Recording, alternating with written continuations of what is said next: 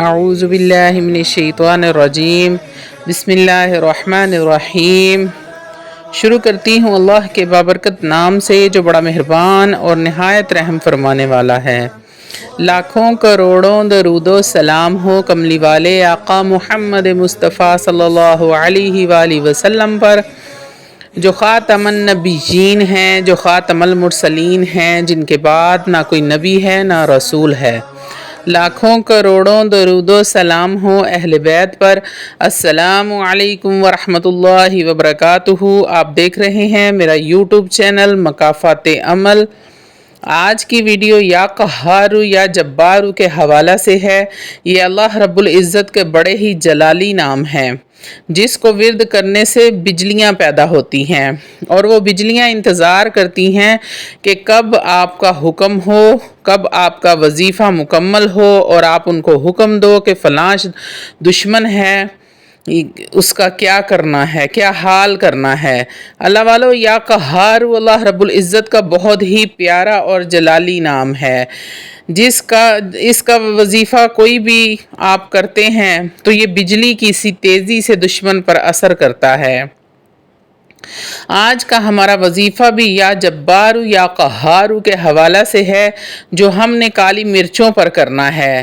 اللہ والا، وظیفہ کوئی بھی ہو، اس کی شرط یہ ہوتی ہے کہ آپ نے 5 وقت کی نماز پابندی سے ادا کرنی ہے اور مکمل یقین اور اعتماد کے ساتھ وظیفہ کرنا ہوتا ہے، کیونکہ یقین کامل ہے تو ہی پیر کامل ہے۔ اللہ والو، اللہ رب العزت پر یقین اور بھروسہ اتنا ہونا چاہیے جیسے کہ آپ کو اس بات کا یقین ہے کہ اللہ رب العزت ہے، اور موت کا یقین ہے کہ موت آنی ہے۔ اتنا ہی یقین اس بات پر ہونا چاہیے کہ اللہ کے کلام میں اتنی ہی طاقت ہے جتنا ہمیں یقین ہوگا۔ آپ کو فائدہ بھی اتنا ہی زیادہ ہوگا جتنا آپ کا ایمان مضبوط ہوگا۔ ایمان کو تازہ کرنے کے لیے آپ سے ذکر کرنا چاہوں گی حضرت موسیٰ کلیم اللہ کے بارے میں۔ حضرت موسیٰ علیہ السلام رضی اللہ تعالی عنہ اپنے حجرے میں بیٹھے عبادت میں مشغول تھے۔ اللہ کی طرف سے وحی آئی کہ اے میرے کلیم، سمندر کے کنارے جائیں، وہاں پر 3 کشتیاں ڈوبنے والی ہیں، تو آپ ان کو جا کے تو خبردار کریں کہ اپنے گناہوں کی معافی مانگ لیں، کیونکہ اللہ کا امر آنے والا ہے۔ اے میرے کلیم، آج میں آپ کو اپنا ایک پوشیدہ راز آپ کے سامنے کھولنے والا ہوں۔ آپ حضرت موسیٰ کلیم اللہ حجرے سے نکلے اور سمندر کی جانب چل پڑے، اور سمندر کے کنارے کھڑے ہو گئے اور اللہ رب العزت سے راز و نیاز کرنے میں مشغول ہو گئے۔ اللہ رب العزت نے حضرت موسیٰ علیہ السلام سے فرمایا، اے میرے کلیم، آج 3 کشتیاں آئیں گی اور تینوں ہی ڈوب جائیں گی۔ حضرت موسیٰ علیہ السلام کو اللہ رب العزت نے فرمایا تھا کہ 3 کشتیاں آئیں گی اور ڈوب جائیں گی، آپ نے ان کو روکنا ہے کہ اللہ کا امر آنے والا ہے، اللہ سے معافی مانگ لو۔ آپ نے ایسا ہی کیا۔ تھوڑی دیر بعد ایک کشتی آتی دکھائی دی۔ جب وہ کنارے کے قریب پہنچی تو آپ نے با آواز بلند کہا، اللہ کا امر آنے والا ہے، اللہ سے اپنے گناہوں کی معافی مانگ لو۔ کشتی میں بیٹھے لوگ اور ملاح نے کہا کہ اگر اللہ نے ہمیں ڈبونا ہے تو ہم اس کی رضا میں راضی ہیں۔ وہ بے شک معاف کرنے والا غفور الرحیم ہے، وہ جو چاہے کرے، ہمیں قبول ہے۔ کشتی تھوڑی آگے آئی اور سمندر کی تیز لہریں آئی اور کشتی کو ڈبو دیا۔ پھر کچھ دیر اور گزری، ایک اور کشتی آتی دکھائی دی، جس سے ہی وہ پاس آئی۔ آپ نے کشتی میں بیٹھے لوگوں کو، ملاح کو بآواز بلند کہا، اللہ کا امر آنے والا ہے، اللہ سے اپنے گناہوں کی معافی مانگ لو۔ تو ان لوگوں نے بھی یہی کہا کہ ہم اللہ کی رضا میں راضی ہیں، بے شک وہ معاف کرنے والا مہربان ہے۔ تھوڑی آگے آتے ہی کشتی طوفان میں ڈوب گئی۔ ابھی تھوڑی ہی دیر اور گزری تھی، تیسری کشتی بھی آتی دکھائی دی۔ جیسے ہی کشتی کنارے کے قریب آئی تو آپ نے بآواز بلند کہا، اے کشتی والو، اللہ کا امر آنے والا ہے، اپنے گناہوں کی معافی مانگ لو۔ تو ان لوگوں نے کہا کہ بے شک ہم اللہ کی رضا میں راضی ہیں، پر وہ بڑا ہی غفور الرحیم ہے، معاف کرنے والا ہے۔ انہوں نے دعا کی کہ اے میرے پروردگار، ہم یہ زندگی تیری ہی عطا کی ہوئی ہے، بے شک تو ہر چیز پر قادر ہے، پر ہم تمہیں اپنی رحمت کا واسطہ دیتے ہیں، ہمارے گناہوں کو معاف فرما کر ہمیں کنارے پر پہنچا دے۔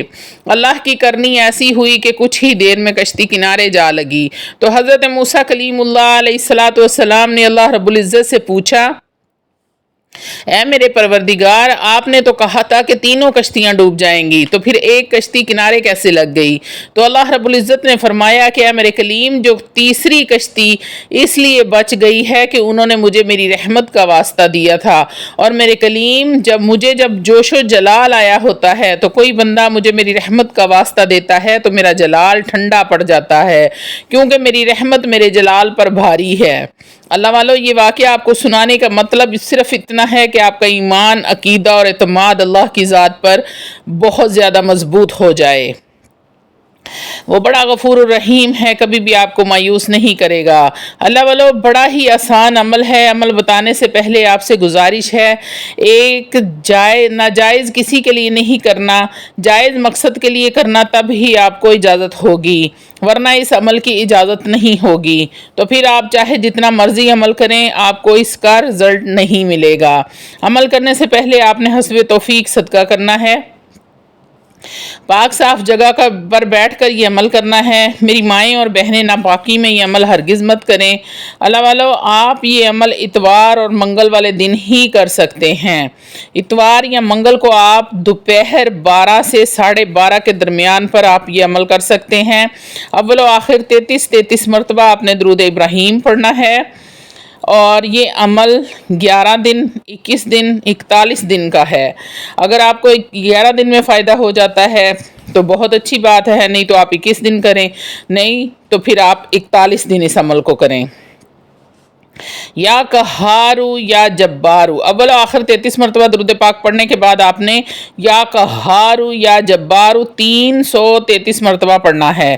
آپ نے کالی مرچوں کے اوپر دم کر دینا ہے، اور جب آپ پڑھ رہے ہوں یا جبارو یا قہارو تو تصور میں دشمن کا چہرہ رکھنا ہے۔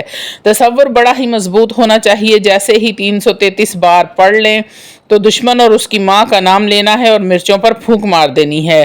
یقین اور اعتماد ہونا بہت ضروری ہے۔ لوگوں کے میسیجز نے ہمیں یہ بتایا کہ یہ عمل روحانی طور پر بڑا ہی پاورفل ہے۔ ہماری ایک بہن جو انڈیا میں ہے، انہوں نے ہمیں بتایا کہ آپ کا بتایا ہوا یہ عمل ہم نے کیا تو ہمیں تیسرے دن ہی اس کے اثرات ملنے شروع ہو گئے، ہمیں فائدہ ہونا شروع ہو گیا۔ تو اللہ والو، اگر آپ بھی چاہتے ہیں کہ آپ کی سٹوری شیئر کی جائے تو آپ ہمیں واٹس ایپ پر اپنی سٹوری بتا سکتے ہیں، تاکہ ہم لوگوں کو بتا سکیں کہ لوگ کن کن مشکلات میں یہ وظیفے کرتے ہیں اور ان کو کتنا ان کا فائدہ ملتا ہے۔ تو اللہ والو، آخری بات، ویڈیو کو لاسٹ تک دیکھا کریں تاکہ آپ کو عمل کی سمجھ آ جائے۔ اجازت کے لیے، روحانی اجازت کے لیے آپ چینل کو سبسکرائب کر لیں اور کمنٹ میں سبحان اللہ لکھ دیا کریں، اور اگر آپ سبسکرائبر ہیں تو آپ کو پوری اجازت ہے۔ امید ہے عمل آسان ہے، آپ کو سمجھ آ گیا ہوگا۔ وآخر دعوانا الحمدللہ رب العالمین۔